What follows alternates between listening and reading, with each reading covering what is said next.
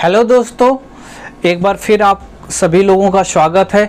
आज हम लेकर आए हैं बहुत ही ज़बरदस्त और इंटरेस्टिंग टॉपिक जो आप लोगों को बहुत ही मज़ा आएगा इसे पढ़ने में। हम लोग ऐसे इस पे चर्चा करेंगे, ऐसे डिस्कशन करेंगे जो आप इससे रिलेटेड कोई भी कंफ्यूजन आपको नहीं होगा। यानी चैप्टर का नाम क्या है? चैप्टर का नाम force and laws of motion, यानी बल और गति के नियम क्या हैं उसके बारे में हम लोग जानेंगे। यानी चैप्टर में आपको पूरा क्या पढ़ना है, यानी उसके ओवरव्यू के बारे में जान लें। यानी हमें चैप्टर में क्या क्या पढ़ना है, क्या क्या समझना है, उससे रिलेटेड क्वेश्चन कैसे कैसे आएंगे, उससे रिलेटेड क्वेश्चन क्या क्या आएंगे, वो सारी चीज़ें हम लोग अभी डिस्कस कर लेते हैं। यानी ओवरव्यू में हम लोग जानते हैं क्या क्या पढ़ते हैं। यानी सबसे पहले हम लोग फोर्स के बारे में पढ़ेंगे। फोर्स होता क्या है, कितने टाइप्स के होते हैं, कैसे लगता है, किस टाइप का होता है, डेली लाइफ में कैसे यूज़ फोर्स होता है, वो चीज़ें हैं। बैलेंस और अनबैलेंस फोर्स क्या होता है, यानी इसके बारे में भी हम लोग डिस्कशन करेंगे। बैलेंस फोर्स यानी संतुलित बल जिसे कहते हैं, और अनबैलेंस फोर्स यानी असंतुलित बल। यानी इसके एग्जाम्पल भी आपके डेली लाइफ में कैसे कैसे हैं, यानी वो सारी चीज़ें हम लोग इस पर डिस्कस करेंगे। आफ्टर दैट हम लोग गैलीलियो कॉन्सेप्ट ऑफ मोशन, यानी गैलीलियो ने मोशन के बारे में क्या बताया था, वो चीज़ें भी हम लोग जानेंगे। उसके बाद हम लोग न्यूटन्स लॉज ऑफ मोशन, यानी न्यूटन ने मोशन के लॉ में क्या बताया, यानी मोशन के बारे में क्या क्या नियम उसने दिए हैं, वो चीज़ें जानेंगे। यानी अब देखिए, उसके बाद हम लोग बात करेंगे फर्स्ट लॉ ऑफ मोशन, यानी न्यूटन के द्वारा फर्स्ट लॉ ऑफ मोशन में क्या बात कही गई है, उसने क्या कहा है, वो चीज़ें हम लोग डिस्कस किया जाएगा। उसके बाद हम लोग इनर्शिया और मास के बारे में जानेंगे। इनर्शिया क्या होता है, और जिसे इनर्शिया को हम लोग हिंदी में जड़त्व कहते हैं। मास यानी द्रव्यमान, वो क्या होता है, ये भी हम लोग क्लियर किया जाएगा। उसके बाद मोमेंटम, मोमेंटम क्या होता है वो भी हम लोग सीखेंगे। मोमेंटम किसे कहते हैं, मोमेंटम यानी संवेग जिसे कहते हैं, ठीक है। अब उसके बाद हम लोग चर्चा करेंगे सेकेंड लॉज ऑफ मोशन, यानी न्यूटन के द्वारा दिया गया सेकेंड लॉ में क्या कहा गया है।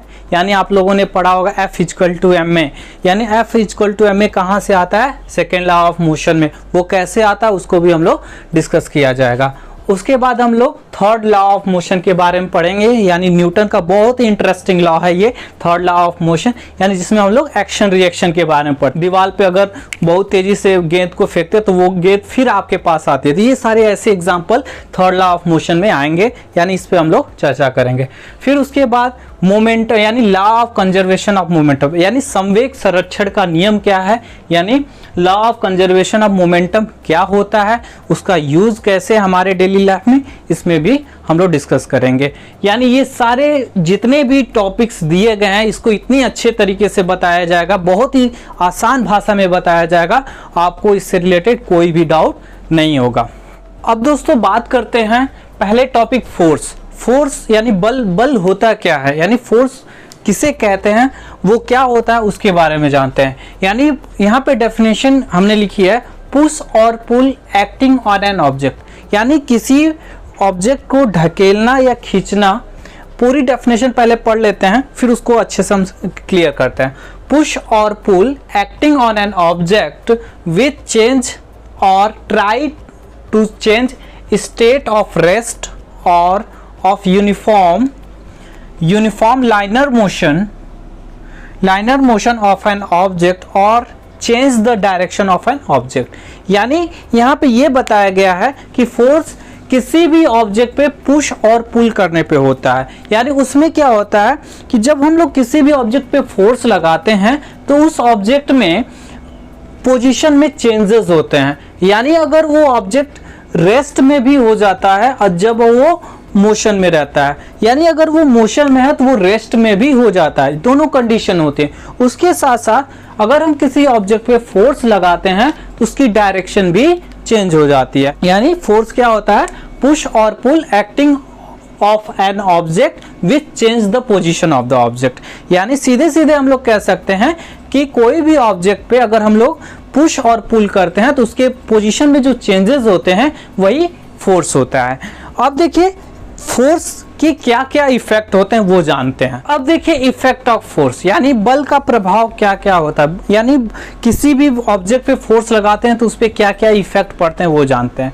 यानी हमने पहले लिखा अ फोर्स में start motion in object at rest, यानी कहने का मतलब अगर कोई भी ऑब्जेक्ट रेस्ट पोजीशन में है तो अगर उस पर हम लोग फोर्स लगाते हैं तो वो मूव करने लगता है, यानी मोशन करने लगता है। यानी एक एग्जांपल से हम लोग समझते हैं कि कैसे कोई रेस्ट पोजीशन में अगर कोई ऑब्जेक्ट है वो मोशन कैसे करने लगता है। जैसे हमने एक फुटबॉल ले लिया, उसे हमने एक जगह एज इट यानी रेस्ट पोजीशन में रखा है और उस पर हमने किक किया तो वो बॉल क्या हुआ, मूव करने लगा। तो यानी हमने जब किक किया तो उस पर हमने फोर्स लगाया, यानी मैकेनिकल फोर्स लगाया तो वो रेस्ट पोजीशन से मोशन में आ गया। यानी इससे ये क्लियर होता है कि फोर्स क्या करता है, किसी भी ऑब्जेक्ट को जो रेस्ट पोजीशन में होता है उसे मोशन में ला सकता है।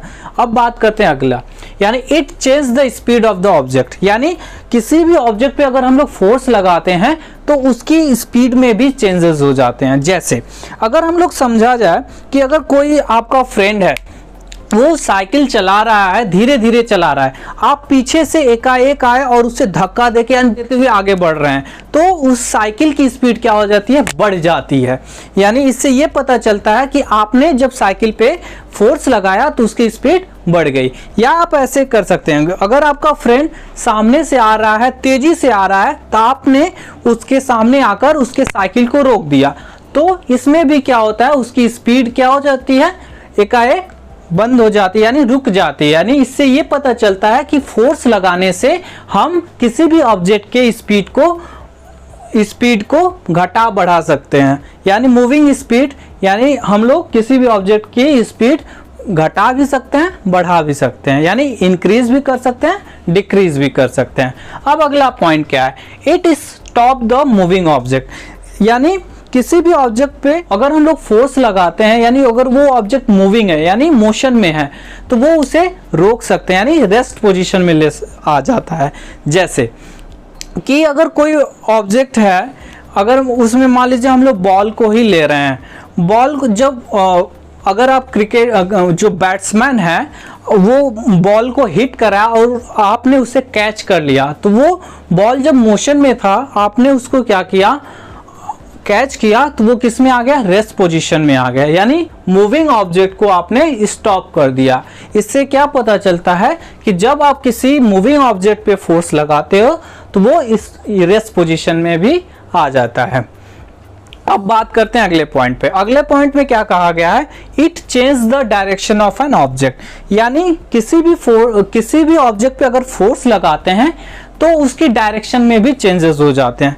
जैसे मान लीजिए आप लोग फुटबॉल जब खेलते हो तो एक डायरेक्शन में बॉल नहीं जाती है, बहुत सारे डायरेक्शन में जाते हैं। ऐसा इसलिए होता है कि हर प्लेयर जब बॉल को हिट करता है तो डिफरेंट डायरेक्शन में जाते हैं, क्योंकि हर प्लेयर के द्वारा डिफरेंट डायरेक्शन में फोर्स लगाया जाता है, जिसकी वजह से फुटबॉल भी डिफरेंट डायरेक्शन में मूव करती है।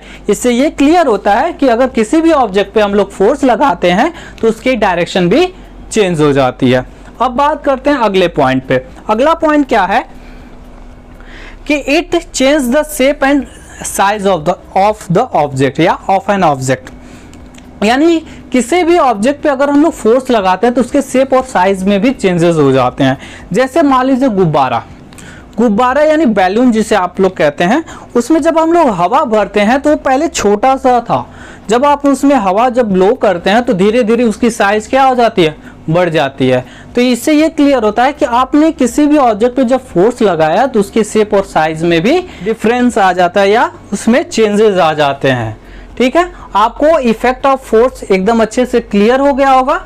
अब चलते हैं अगले टॉपिक पे, क्या है बैलेंस और अनबैलेंस फोर्स। बैलेंस और अनबैलेंस फोर्स होता क्या है उसके बारे में जानते हैं।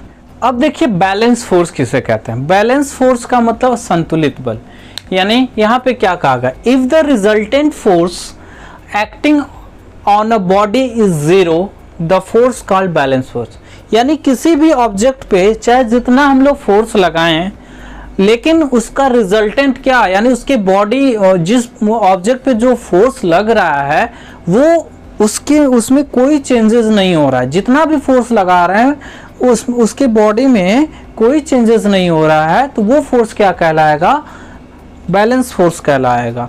बैलेंस फोर्स का मतलब होता है कि जितना भी फोर्स अगर हम लोग लगा दें उस ऑब्जेक्ट पे, ऑब्जेक्ट में कोई मूवमेंट ना हो, तो वो फोर्स आपका क्या कहलाएगा?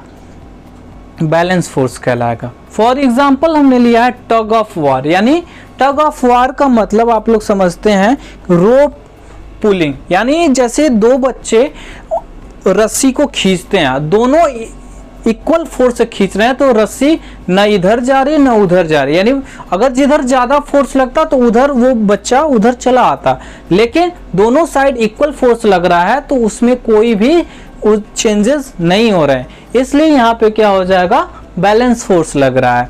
दूसरा हमने कर दिया कि प्रेसिंग द रबर बॉल, यानी रबर बॉल को जब हम लोग दबाते हैं, जितना फोर्स से हम लोग दबाते हैं फिर वो एज इट इज पोजीशन में आ जाता है, तो इससे भी ये पता चल जाता है कि उसके शेप और साइज में जो चेंजेस होते हैं वो कुछ समय के लिए होते हैं, फिर वो रिजल्टेंट फोर्स में, यानी फिर वो जैसा उसका शेप होता है वैसा हो जाता है। इससे ये पता चलता है कि जब हम लोग बॉल को प्रेस करते हैं तो उसमें भी क्या है? बैलेंस फोर्स लगता है। ठीक है, अब हम लोग बात करते हैं अनबैलेंस फोर्स की। अनबैलेंस फोर्स होता क्या है, यानी असंतुलित बल क्या होता है? अब देखिए अनबैलेंस फोर्स क्या होता है।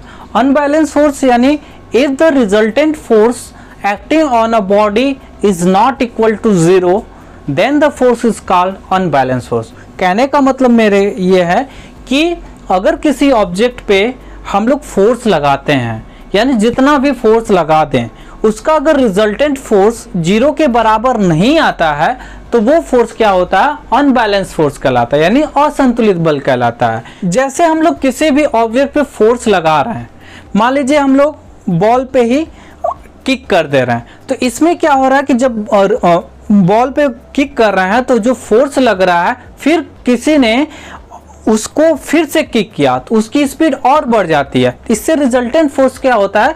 0 नहीं आएगा, यानी दोनों फोर्स को अगर हम लोग ऐड करेंगे दोनों फोर्स को तो वो क्या होगा? 0 के इक्वल नहीं आएगा, यानी कुछ उसकी वैल्यू आएगी। इससे ये पता चलेगा कि रिजल्टेंट फोर्स 0 के बराबर ना हो तो वो क्या हो जाएगा? अनबैलेंस फोर्स, यानी असंतुलित बल हो जाएगा। यानी ऐसे बहुत सारे हमारे डेली लाइफ में एग्जांपल है जो बैलेंस और अनबैलेंस फोर्स के कैटेगरी में आते हैं, वो आप लोग और भी अच्छे से वीडियो देखेंगे और भी अच्छे से इसको तैयार करेंगे तो वो समझ में आ जाएगा। अब जितना भी आज हमने बताया उसे अगर आप लोग अच्छे से प्रैक्टिस करेंगे और बार बार वीडियो को देखेंगे तो इससे रिलेटेड कॉन्सेप्ट भी क्लियर हो जाएगा। अब आज के लिए इतना ही। अब अगले वीडियो में बहुत ही इंटरेस्टिंग टॉपिक जो इसमें बची हुई हैं उसके बारे में चर्चा करेंगे। तब तक के लिए आप लोग इसको अच्छे से रिवाइज करें, अच्छे से प्रैक्टिस करें, जिससे आपको इससे कोई भी कंफ्यूजन ना हो। तब तक के लिए धन्यवाद।